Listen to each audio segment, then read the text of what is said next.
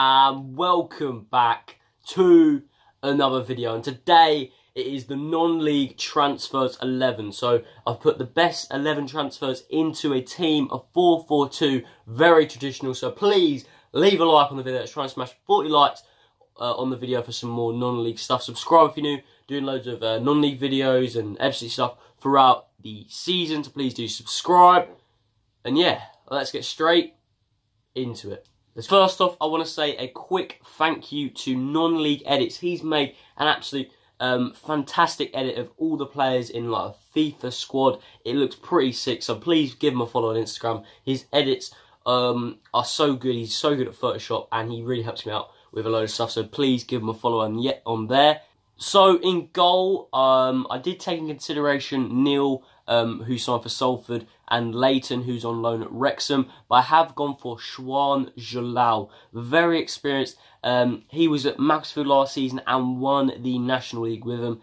He's 34 years of age. He's so experienced. He's represented England, England C, and also Iraq as well. And he also was a part of Bournemouth's rise, spending 6 years there, and I think he left while they were in the Championship, so he's been a part of that, and he's really experienced. I'm usually impressed with him.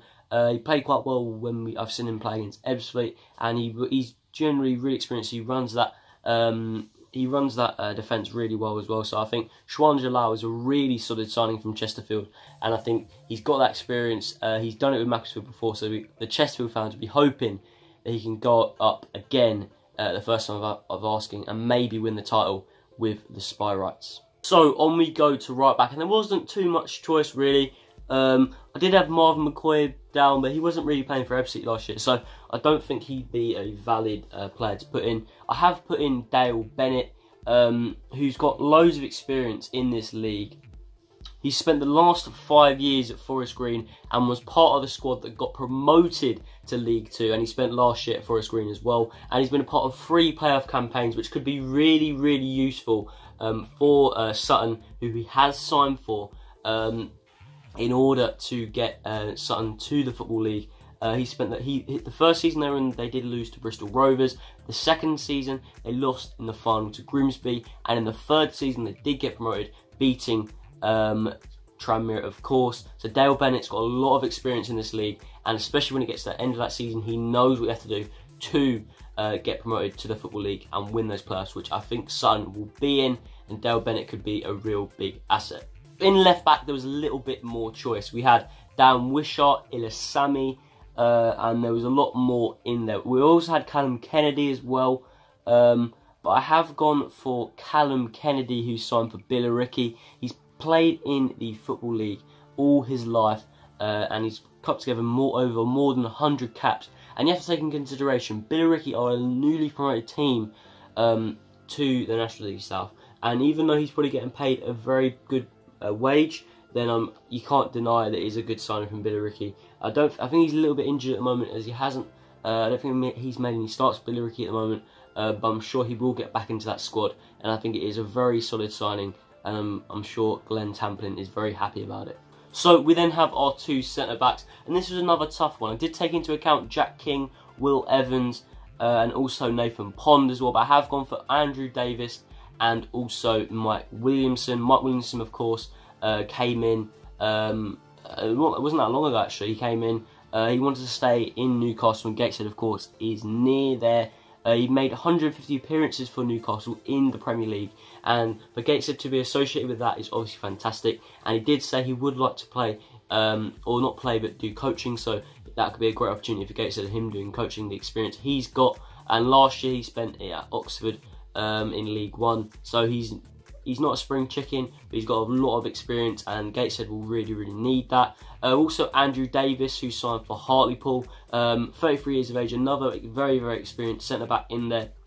He made 53 caps or appearances for Middlesbrough in the Premier League, and he spent a lot of years out on loan. He then went to Bradford City, where he got promotion to League 1 with Bradford, and the last 3 years he's been playing in the top tier of Scottish football for Ross County. So he's a really solid centre-back, and he's already made a great impression. He did get injured. I don't think that injury is too serious, so hopefully he did get injured against Ebbsfleet. Hopefully that injury isn't too serious, but he has made a very solid start to life in Hartlepool. So right mid, we've got Jordan Maguire-Drew, who is on loan from Brighton, who signed for Wrexham. A really promising, young, pacey winger who's going to be a real threat in the National League, I think. He's already scored, I think, 3 goals or 2 goals. He's scored a header against Boreham Wood, but he scored an absolute stunning goal against Maidenhead. Cuts in, and it's a really lovely cold shot. He's made a few decent appearances. He's a bit of a wild card, but considering the start he's made, hopefully Wrexham fans, the Dragons, will be hoping to continue that on. He's been a big part of Wrexham's early form in the first 4 games, but they'll be hoping that he can do the same what he did at Dagenham and Redbridge, where he was their player of the season. He managed to score 14 goals, and I'm sure he got a lot of assists in that season as well, getting the player of the season. So Jordan Maguire-Drew looks like a very good loan signing from the Dragons. So in centre mid, we've got Ebou Adams. You didn't think I was not going to put an Ebbsfleet player in this lineup, so I think Ebou Adams has got to get in that start in this team. He was started off at Dartford, got that big move to Norwich where he learnt his trade so well. A lot of time in the under-23s, and they really did coach him, and he's a much better player now than he was as a youngster. He spent a few loans at Shrewsbury and Braintree, but he really impressed last season at Leyton Orient,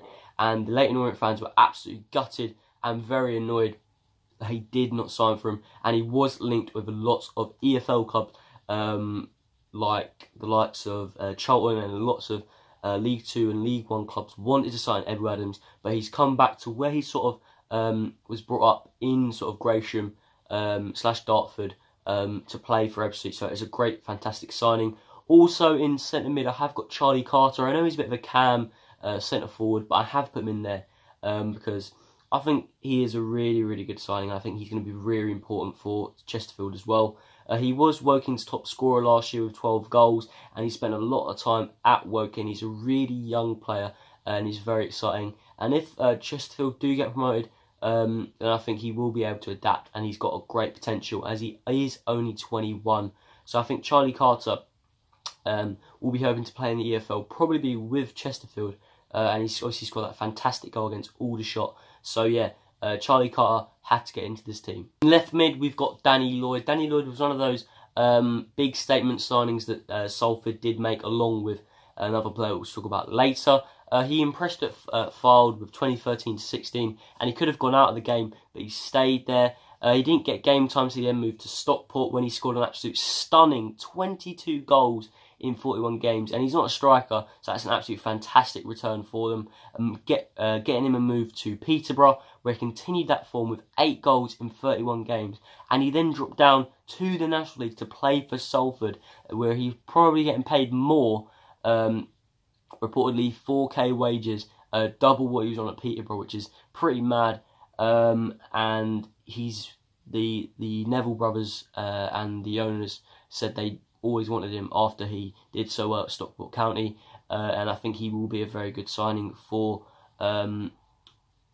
Salford. And if we then go into our striker, we've got Adam Rooney, of course, was one of those big statement signings again for Salford, 5k wages reportedly. He's played around Scottish football and in the EFL, and he scores goals. He has got his goal. He scored a few goals for Salford already. He managed to score 66 goals from 150 appearances in Aberdeen, and dropped down from the top tier of Scottish football, who were playing European football, to play in the 5th tier of English football, which shows how much Salford are playing Scottish football is. So Adam Rooney dropping down to the National League to play for Salford is a huge coup. And then we also have Fondop from Wrexham. He's already scored 2 goals for Wrexham, and he obviously did that done the floss against Boreham Wood, and he seems to already have a connection with the fans. He was on loan at Halifax with 12 goals, and Sam Ricketts did say they had to fight off competition from EFL clubs, and I think he is going to be a good signing. He's a bit of a wild card. He's been in a lot of non-league clubs, and we're hoping that this will be the club for him. But I think Fondop will be a good sign for Wrexham, and Wrexham will be hoping to maybe improve on the last 3 years, which they've been mid-table.